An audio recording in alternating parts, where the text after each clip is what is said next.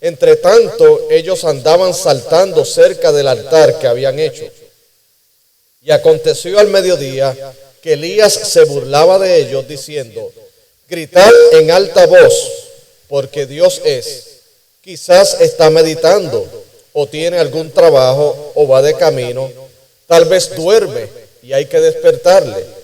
Y ellos clamaban a grandes voces, y se sajaban con cuchillos y con lancetas conforme a su costumbre, hasta chorrear la sangre sobre ellos. Pasó el mediodía, y ellos siguieron gritando frenéticamente hasta la hora de ofrecerse el sacrificio, pero no hubo ninguna voz, ni quien respondiese, ni escuchase. Entonces dijo Elías a todo el pueblo: acercaos a mí. Y todo el pueblo se le acercó. Y él arregló el altar de Jehová que estaba arruinado. Y tomando Elías 12 piedras, conforme al número de las tribus de los hijos de Jacob, al cual había sido dada palabra de Jehová diciendo: Israel será tu nombre. Edificó con las piedras un altar en el nombre de Jehová. Después hizo una zanja alrededor del altar, en que cupieran 2 medidas de grano. Preparó luego la leña, y cortó el buey en pedazos, y lo puso sobre la leña.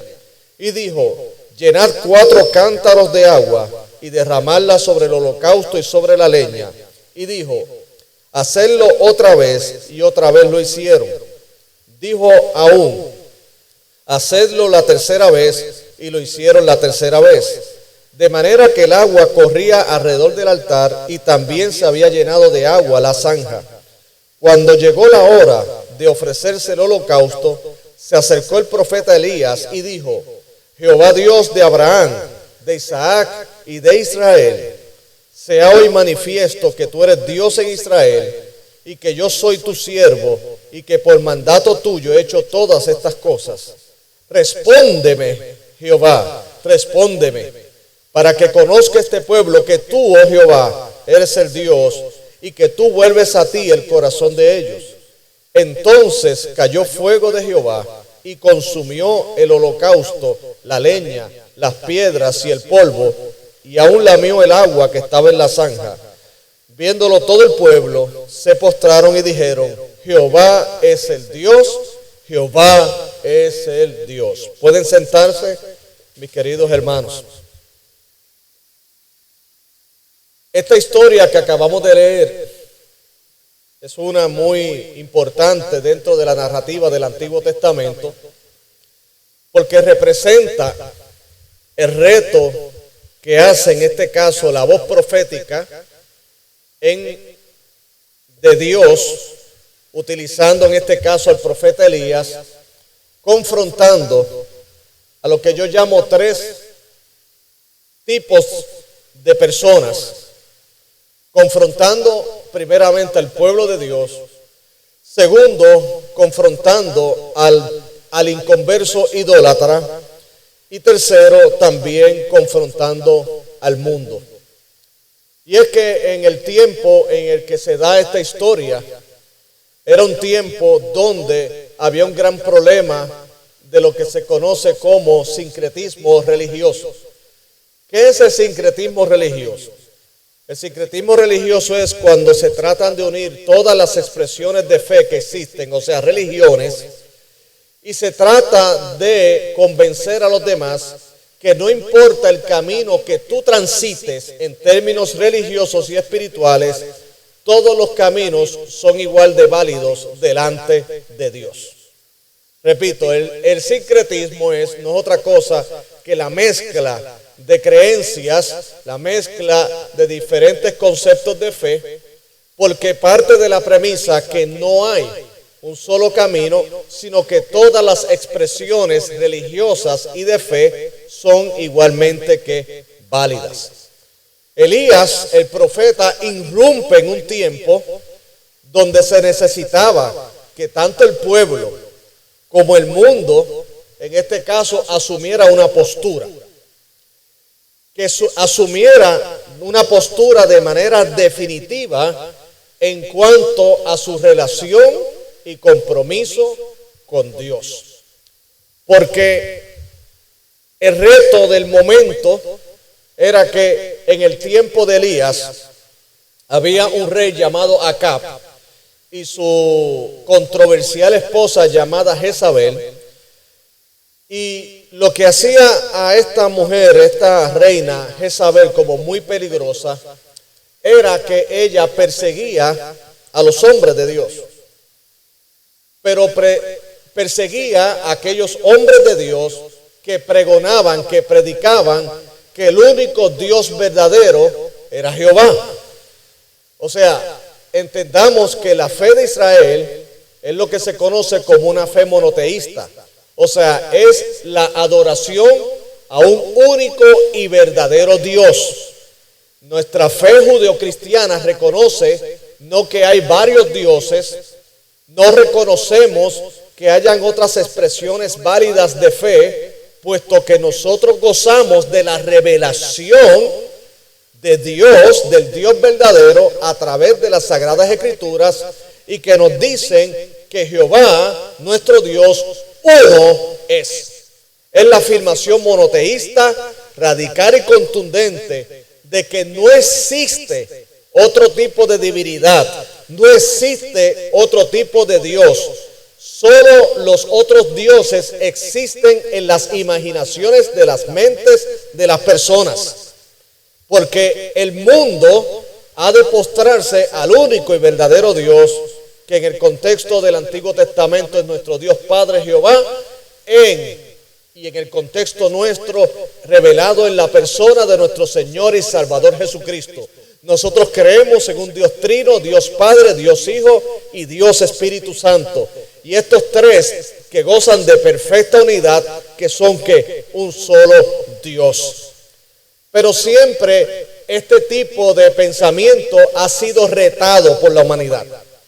Porque la humanidad, después de la caída en Adán y Eva, no solamente quiere independizarse de Dios, o sea, no tener ningún tipo de dominio de Dios, no quieren consultar a Dios, no quieren vivir bajo su dirección y ser señorío, sino que también tienen la altanería de pretender inventarse otras divinidades. Como Dios, tal y como está revelado en las Escrituras, no es un Dios que se amolda a nosotros, sino que es un Dios de amor que, entendiendo nuestra condición de pecado y de caída, quiere que nosotros le conozcamos, experimentemos su amor, pero comencemos a enmendar nuestra vida en base a las enseñanzas de Él. Porque nosotros no conocemos bien nuestro camino. Necesitamos la dirección de Dios para que Él que nos dirija. Pero la soberbia del ser humano es de tal magnitud que no solamente, como dije anteriormente, no quiere sujetarse a Dios, sino que también retan a Dios inventando deidades. De allí es que viene la razón por la cual hay tantas expresiones religiosas en el mundo.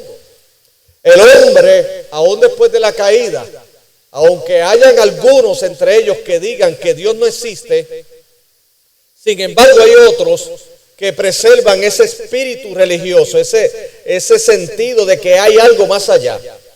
Pero en lugar de buscar la verdad o sujetarse a la verdad que se les revela, comienzan a inventar sus propias expresiones de fe, todas ellas acomodaticias a ellos.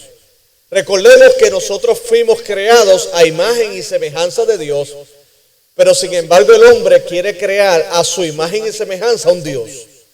Quieren crear a su imagen un Dios que ellos pueden manipular, a un Dios que no le impone criterios, a un Dios que simplemente se reduce a una fuerza positiva que va a otorgar todos los deseos que esa persona, ese ser humano finito, se le ocurra tener. Y a ese tipo de Dios es que la gente va a correr a buscar, porque es el Dios que, repito, se acomoda a tus intereses.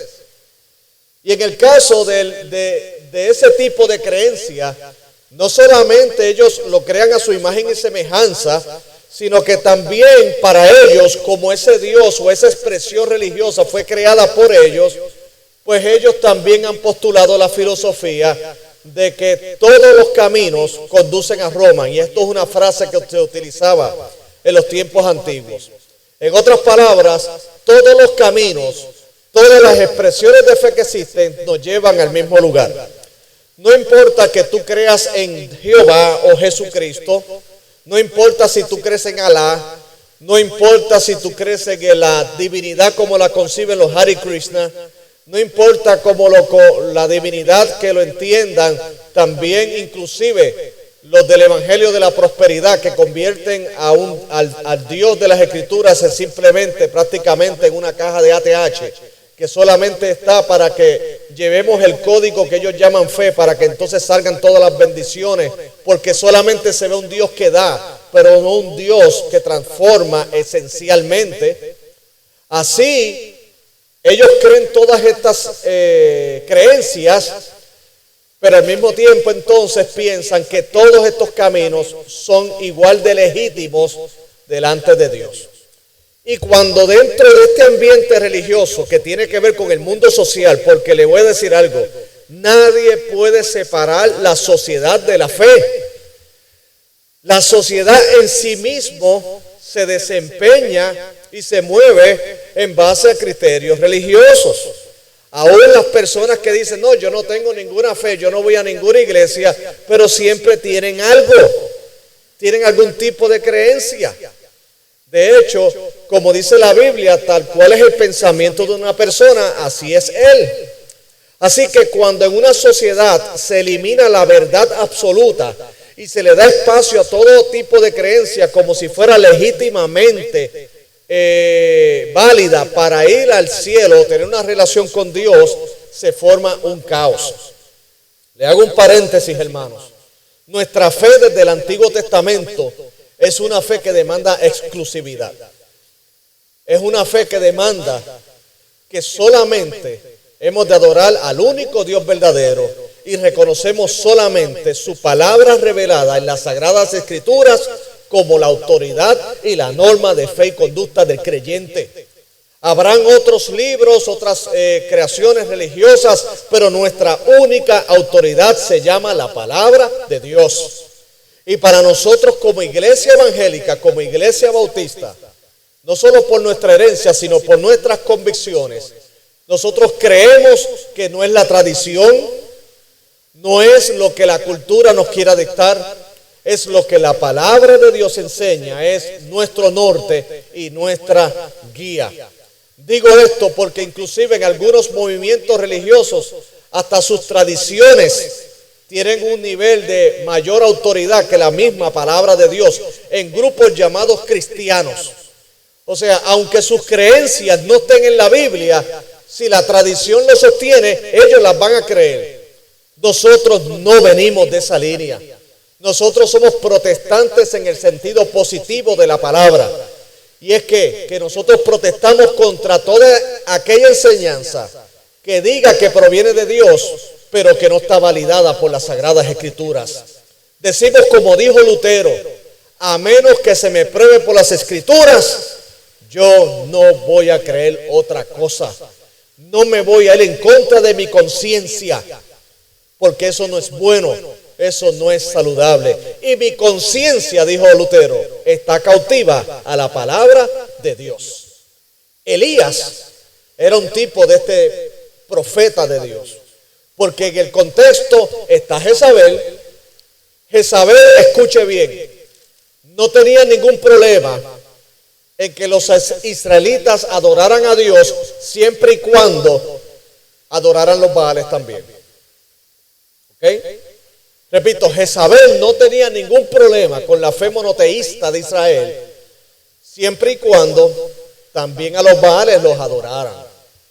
¿Qué ocurrió entonces? Jezabel, con su autoridad, arrastró a una gran parte de la sociedad de Israel, y eso trajo consigo un caos social, económico, un caos inclusive en términos personales, y el pueblo se estaba conduciendo tristemente bajo el juicio de Dios y estaban separados de Dios. Elías es el profeta que irrumpe como si fuera una voz solitaria, como la voz de Juan el Bautista que decía que clama a Dios en el desierto. Porque parece que dentro de una sociedad que todos han abrazado esa forma de pensar, el profeta parecía un llanero solitario. Pero más adelante vamos a apreciar que no estaba solo. Primeramente tenía el respaldo de Dios y tenía también el respaldo de otros que Dios había escogido por su gracia y que no habían doblado sus rodillas ante Baal. Aquí lo que tenemos aquí es un gran desafío, porque le voy a decir algo. De la manera en que Jezabel retó al pueblo de Dios en términos de que tenían que creer también en sus creencias de Baales, en este caso Elías, con la autoridad y el poder de Dios, retó a Jezabel y a los profetas de Baal. Esto es una confrontación histórica, esto es clásico. Esto es más que Mohamed Ali contra el mejor oponente de su tiempo. Usted ponga allí el mejor equipo de fútbol, de soccer, y póngalo, usted conoce mucho más que yo de eso, y póngalo contra el otro equipo, y que también es muy favorito, y se reconocen como confrontaciones clásicas. Y esto es una confrontación clásica porque el hombre de Dios retó a la autoridad de Jezabel y a los profetas en una confrontación única e impresionante. Porque ¿cuál fue? Aquí él se paró en la brecha y retó a los profetas de Baal frente a todo el mundo y les dijo: vamos a hacer esto, vamos a ofrecer un sacrificio y les voy a dar la ventaja a ustedes.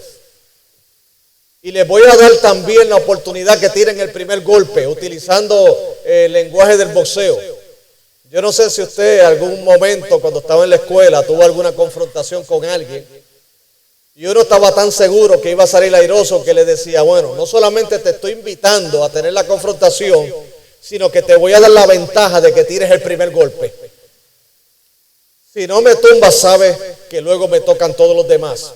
O si es en un juego de básquetbol, le decimos: bueno, tú sacas la bola, tú la tiras primero y luego me toca a mí. Elías le dice a los profetas de Baal aquí: bueno, vamos a ver quién es realmente Dios. Porque ya hay algunos que han sido engañados. Ya muchos han sido persuadidos con la manera en que ustedes pregonan su fe. Pero esto no es cuestión de quién dice o quién es más retórico para enseñar lo que cree. Aquí es probar que realmente quién es Dios. Porque Elías no estaba confrontando a Dios porque no existía. Existía solamente la mente de ellos, como dije anteriormente. Pero él quería evidenciar frente al mundo que el único Dios verdadero era Jehová. Y le dice: tomen el sacrificio, tomen el buey, pártanlo en pedazos y clamen a su Dios. Y el Dios que responda primero, ese es. Y según nosotros leímos allí, dice que los profetas de Baal cortaron el buey del sacrificio, ellos lo escogieron y comenzaron a invocar a sus dioses. Y dice en el verso 26 que ellos estaban clamando a su Dios desde la mañana hasta el mediodía. Y según lo expresa el autor de Primera de Reyes, ellos estaban clamando y gritando porque están en signo de exclamación: Baal, respóndenos, respóndenos. Pero aún ellos, levantando lo más alto su voz, no tuvieron ninguna respuesta de parte de sus dioses. Así que al ver que sus voces no funcionaban, entonces ellos comenzaron, conforme a sus costumbres paganas, comenzaron a cortarse ellos con cuchillos, comenzaron a lacerarse, comenzaron inclusive a gritar frenéticamente, lo que implica que fue un acto de desesperación, porque para ellos esos Baales existían, eran reales, pero ante su sorpresa, aún con todos los gritos, aún con el buey, aún con ellos lacerando sus cuerpos como costumbre de las religiones paganas, aún danzando y brincando y haciendo todo tipo de espectáculos para llamar la atención del supuesto Dios de ellos, no pasó nada. Y le voy a decir algo, mis queridos hermanos. Donde no hay algo, simplemente no lo hay. Tan sencillo como esto. Qué triste que hoy día hay mucha gente adorando a un Dios que no existe. A un Dios que ellos crearon. De la misma manera que es infantil y tonto y alguien le crea a un monstruo que no existe como el chupacabra o el vampiro de Moca. Y estoy utilizando leyendas urbanas de mi país o en otros países como lo es La Llorona. O siempre hay una historia, ¿verdad? Puerto Rico también tiene su propia Llorona, pero es diferente, porque es una mujer que fue dejada en el altar y se aparece por los caminos de noche y entonces está pidiendo un ride. Y si tú le das un ride y miras para atrás, ¡uy!, aparece la cosa esa. Y esas son de esas leyendas que se utilizan en las fogatas, ¿verdad? Esas historias de camino. Debo decirle, si es sumamente absurdo temerle algo que no es real, cuánto más absurdo es creer en algo en términos de fe que no es real. Y muchos han creado sus propias divinidades. Inclusive han trastocado el Dios de las Escrituras y lo han acomodado a su conveniencia.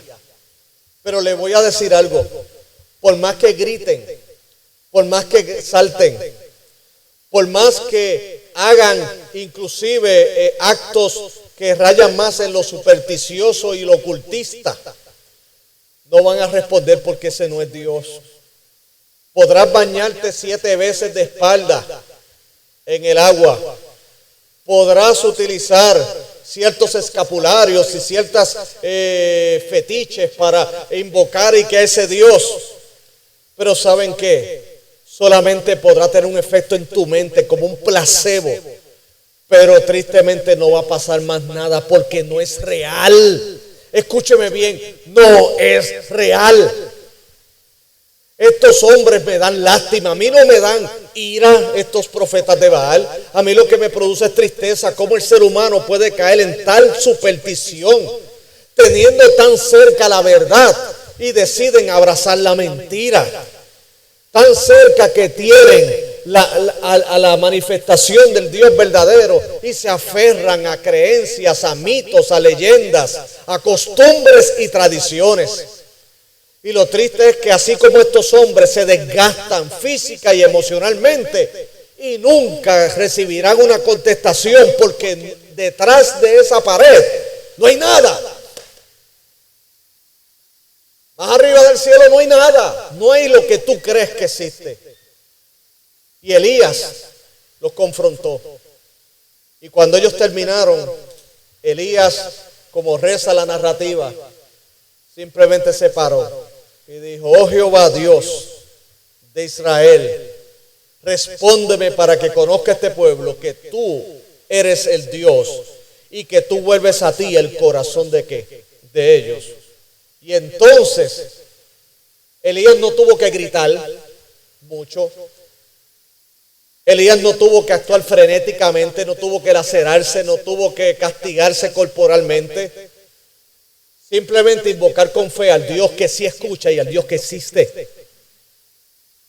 Y en ese momento bajó fuego del cielo y consumió el holocausto, la leña, las piedras y el polvo, y aún lamió el agua que estaba en la zanja. Y entonces, viéndolo todo el pueblo, se postraron y dijeron: Jehová es el Dios, Jehová es el Dios. ¿Qué aprendemos de esto, mis amados hermanos?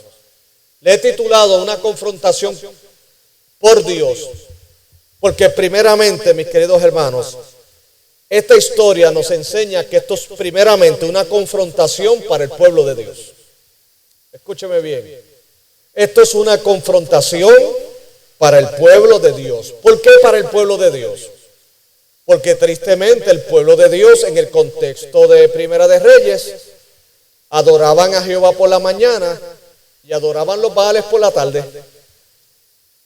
O como ocurrió en los tiempos de Ezequiel, el profeta, que Dios llevó a Ezequiel en una visión en el templo. Y dice la Biblia que Dios le dijo al profeta Ezequiel, ¿qué tú ves? Y dice, yo veo al sacerdote y veo a todos allí adorando y haciendo los sacrificios propios de la fe judaica.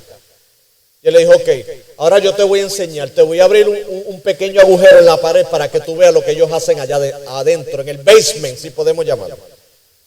Y cuando el profeta se va acercando, ¿sabes qué vio? Que esos mismos que estaban adorando a Dios en la mañana, en el basement iban a adorar al Dios Sol y a todas las divinidades paganas que estaban. Y Dios le dice al profeta Ezequiel, mira lo que hace el pueblo. Yo quiero que tú veas lo que yo veo. ¿Y qué es lo que yo veo? Me adoran por la mañana y en la tarde están adorando a sus dioses.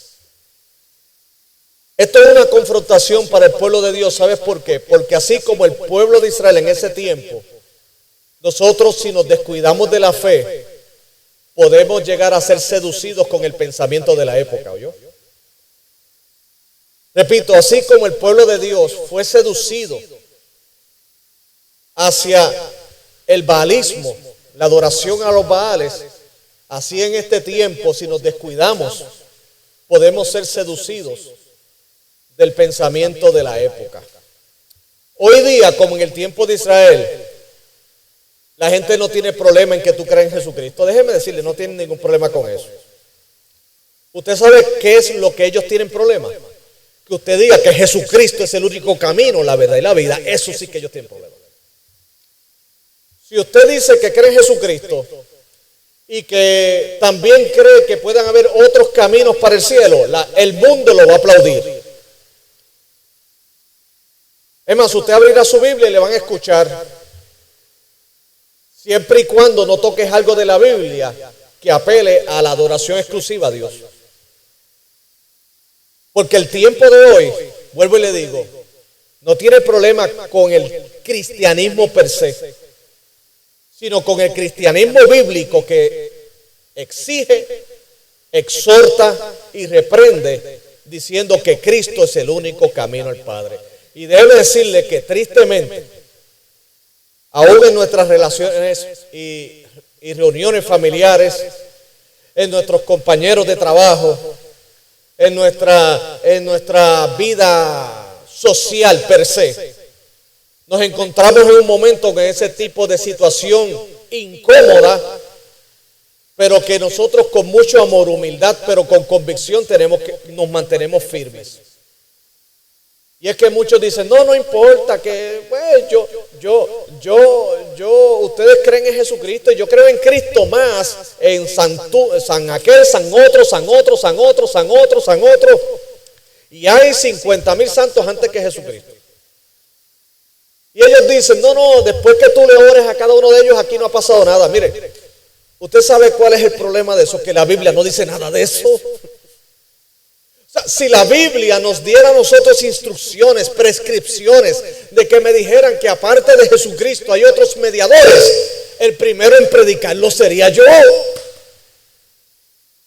El asunto es que no solamente la Biblia no habla eso, sino que la Biblia prohíbe ese tipo de actitud. Lo prohíbe contundentemente. No tendrás dioses ajenos delante de mí, y hay un solo mediador entre Dios y los hombres, Jesucristo. Hermanos, no lo decimos porque queremos llevar simplemente irnos en contra de la corriente. No es porque queremos ser arrogantes. No es nuestra intención ni jamás. Dios no bendice la arrogancia, Dios bendice la humildad. Pero la humildad está unida a la verdad, y la verdad no la cambia nadie. De la misma manera que yo te digo la verdad, hoy estamos parados sobre este piso, no te digo que estamos flotando. Si yo te digo que estamos flotando, tú me vas a decir, ¿tú eres un mentiroso o te fumaste algo, pastor? ¿Estás usando algo? Vete a rehabilitación. De la misma manera, yo tengo que ser responsable, y nosotros responsables de acuerdo al testimonio de las Escrituras, y decir, Jesucristo es el único camino. Jesucristo es la verdad. Y nadie viene al Padre si no es por Él. Tenemos que decir la verdad, que el que quiere tener una relación con el Padre tiene que tener el Hijo. Y únicamente el Hijo, no más nadie. Solamente en Cristo, solamente en Él. La salvación se encuentra en Él, dice un viejo coro. No hay otro nombre dado a los hombres, solamente en Cristo, solamente en Él. Y hoy el pueblo de Dios tiene que seguir confrontándose con esa verdad. Porque como le digo, hay muchos discursos muy retóricos que tratan de seducirnos, de alejarnos de nuestra sincera fidelidad a la verdad de Cristo. Quieren que seamos políticamente correctos, aunque seamos teológica y bíblicamente incorrectos. Quieren que nos unamos a la corriente. Y el problema, mis queridos hermanos, que esto no se traduce en ganar una discusión. Esto se traduce en que si no crees en el Hijo, no tienes vida eterna. Tan sencillo como es. En que si no crees en el Hijo, no tienes perdón de pecados. En que si no crees en el Hijo, no hay esperanza de nada. Porque todo lo demás es pura imaginación de hombres. Es pura creación del hombre. Solo lo que está en la palabra de Dios es cierto, es real. El pueblo de Dios tiene que mantenerse firme y no dejarse seducir. Ni siquiera por personas que estén supuestamente en posiciones de autoridad. Y déjeme decirles, nosotros respetamos los reyes, respetamos los gobernantes. La Escritura nos encomienda eso. Dice inclusive que oremos por ellos. Pero hermanos, también aprendimos de Daniel que si aún esos gobernantes que respetamos nos ponen en cuestionamiento nuestras rodillas y nos dicen que nos arrodillemos a lo que ellos quieren enseñar y que usurpa el lugar de Dios, hasta allí llega su autoridad. Porque es necesario obedecer a Dios antes que a los hombres. Y hoy día muchos son persuadidos para creer en un evangelio diluido, en un evangelio light. Y que una persona de autoridad lo dice, o porque que un artista lo dice. Óigame, yo no puedo entender cómo hay personas que toman con seriedad la teología de algunos artistas. Yo no entiendo eso. Mire, hay artistas que si me van a hablar de lo que ellos hacen, que entiéndase que es entretener, yo me siento y los escucho. Para mí son una autoridad porque saben de lo que están hablando. Hablan del dominio escénico, hablan de cómo hacer una canción popular. Y si yo fuera a ser un artista, pues yo me siento a escucharlos porque sé que en eso tienen un expertise probado. Ay, pero cuando ellos hablan de fe, porque yo he escuchado gente que dice, pero es que fulano de tal, el artista fulano de tal dijo que Dios es esto y yo creo que sabe él. Mira para allá cómo hizo eso. ¿Pero qué sabe él? Él no sabe nada. Los que conocen teología y Biblia, cuando los escuchan, hacen ¿what? Pero la gente entonces, porque es una figura pública, porque es un artista reconocido, por el hecho de que es buen artista, eso creen que lo hace experto en todas las áreas del saber. Falso. Falso. Falso. Tendrán influencia, pero Dios permita que el pueblo tenga discernimiento y entienda que como artistas son muy buenos, como teólogos son pésimos. Y entonces nos quieren arrastrar a su manera de ellos ver la fe. La fe no es algo que nosotros tenemos la autoridad de verla a nuestra manera, sino que si queremos realmente tener la bendición de Dios, tenemos que verla a la manera de como Dios la reveló en su palabra. Él tiene la injerencia de decirme a mí cómo yo debo agradarle a Él y cómo yo debo adorarle a Él, porque Él es Dios. Y esto primeramente es una confrontación para el pueblo de Dios. Una confrontación de que no se puede estar en dos caminos, ¿oyeron? De que no puedes tener un pie aquí y el otro acá. O Jehová es Dios, o Cristo es el Salvador, o no lo es. O Él es el único camino o no lo es. Aquí no hay espacio para los tibios, como dice en el libro de Apocalipsis. O eres frío o eres caliente. Porque si eres tibio, la expresión es muy fuerte, te vomitaré de mi boca, dijo el Señor en Apocalipsis. ¿Por qué? Porque hay gente que quiere estar con Dios y con el diablo. No se puede, hermano. No se puede. No se puede venir a adorar a Dios en la mañana a una iglesia bíblica y bien trazada, y por la noche frecuentar los espiriteros y los ocultistas. No, eso no es así, esto no funciona así. No se puede decir que tenemos una fe cristiana, sin embargo nuestro corazón está dividido en dos pensamientos. El pueblo de Dios tiene que asumir una voz de compromiso y de fidelidad y declarar abiertamente al mundo: creemos que Jesucristo es el Señor, aunque como resultado eso tenga el rechazo de los hombres, pero a fin de cuentas tiene el aplauso y la bienvenida de los ángeles que están en los cielos. Porque no hay otro nombre bajo el cielo dado a los hombres en quien podamos ser salvos. Por eso es una confrontación para el pueblo de Dios. Pero también, escúcheme bien, no solamente es una confrontación para el pueblo de Dios, sino también una confrontación para el inconverso y para el idólatra. Para aquellos que no han conocido la verdad, esto es una confrontación. Óigame, aquellos que se han rehusado obstinadamente en no creer, llegará un momento en que fuego bajará del cielo. Sí, bajará del cielo. De acuerdo a la escatología, los tiempos finales, dice el apóstol Pedro que todos estos elementos serán deshechos como por fuego. Y vendrá el gran día del Señor, el día de su segunda venida, donde ya no vendrá como un siervo sufriente, como aquel que vino montado en un pollino hijo de asna. No, vendrá cabalgando un caballo de guerra. Y en su vestidura y en su muslo dice Rey de Reyes y Señor de Señores. Esto es una confrontación para aquellos que no quieren, se niegan, se rehúsan, rechazan el Evangelio del Señor. Porque así como en ese tiempo sus bocas se abrieron en sorpresa al ver la manifestación de Dios, la Biblia dice que llegará un momento en la manifestación de su venida. Pero el momento de venir a Cristo no es mañana, es hoy. Es venir en arrepentimiento y con humildad, no esperando que el fuego baje para creer, sino creyéndole a la palabra de Dios a través de sus mensajeros. Creerle a Dios, creerle a su palabra.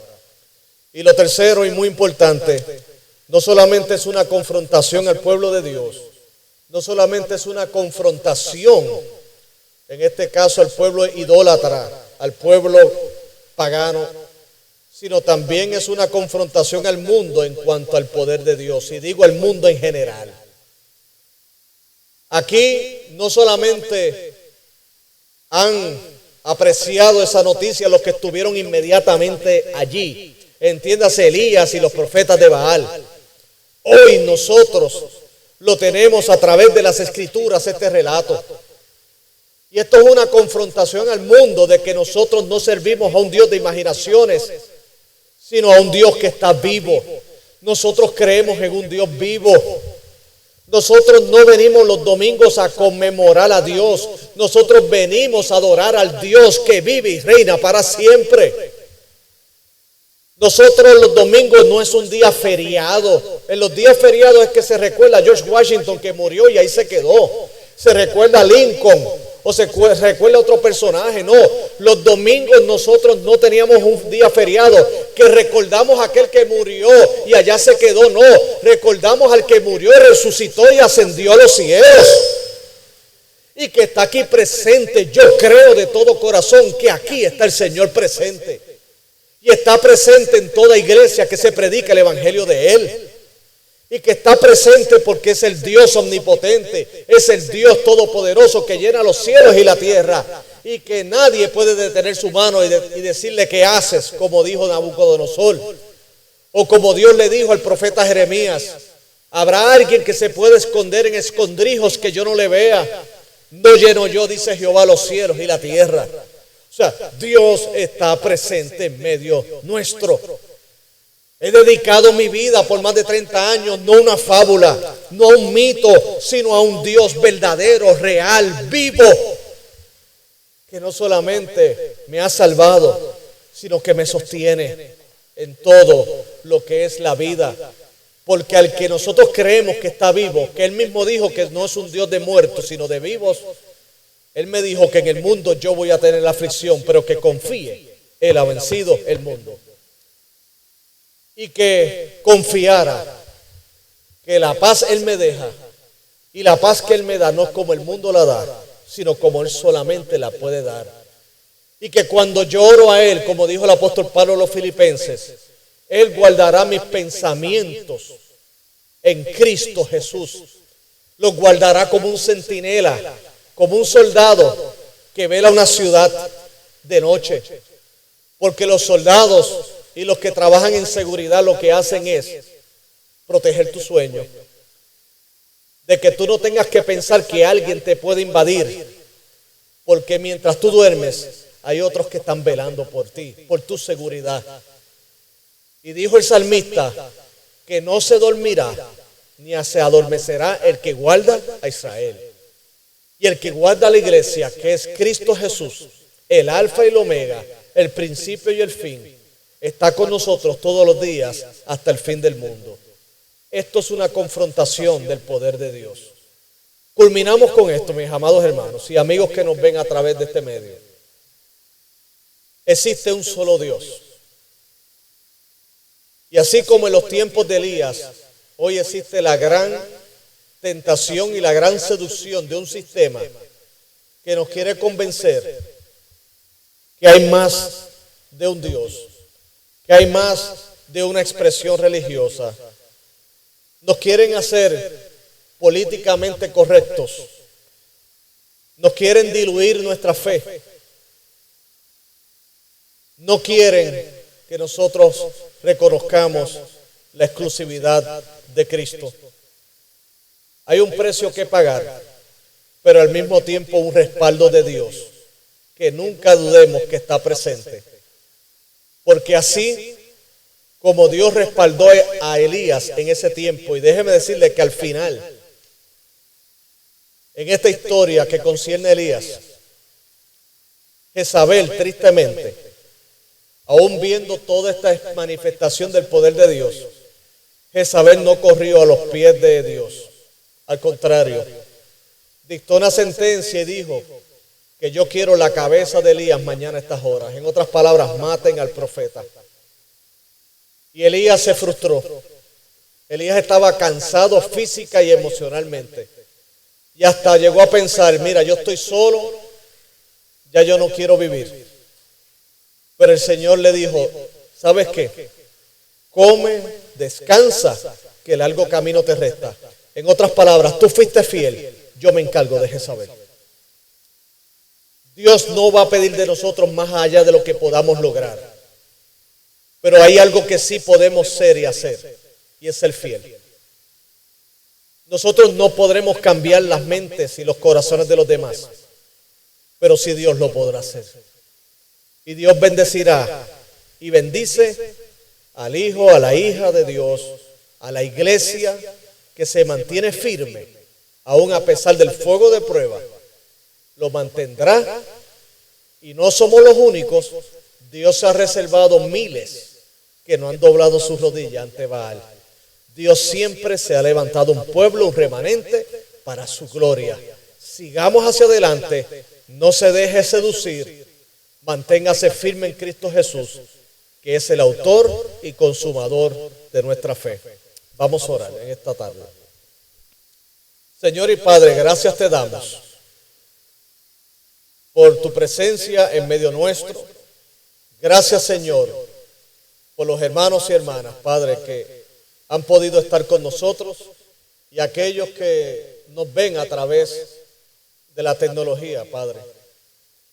Gracias, Dios, por la revelación de tu palabra, Señor. Gracias, Padre, porque como escribió el apóstol Pablo, todas las cosas que se escribieron antes para nuestra enseñanza y consolación fueron escritas. Gracias, Dios, por haber revelado a Cristo en nuestro corazón. Y Padre, tenemos la encomienda de llevar este evangelio a otras vidas. Padre, nosotros no tenemos el poder de cambiar su mente, solo tu Espíritu lo puede lograr. Pero sí hemos sido llamados a mantenernos firmes y ser ejemplo y testimonio a los demás de quién eres tu Padre. Y de que mi Dios, así como respaldaste la fidelidad, la integridad y la convicción de Elías, así también, Señor, has de bendecir la convicción y la fidelidad de tu pueblo, Dios. Gracias por los hermanos aquí presentes. Bendice las familias que están aquí representadas. Aquellos hermanos que no pudieron venir, bendíceles también, Padre. Y gracias, Señor.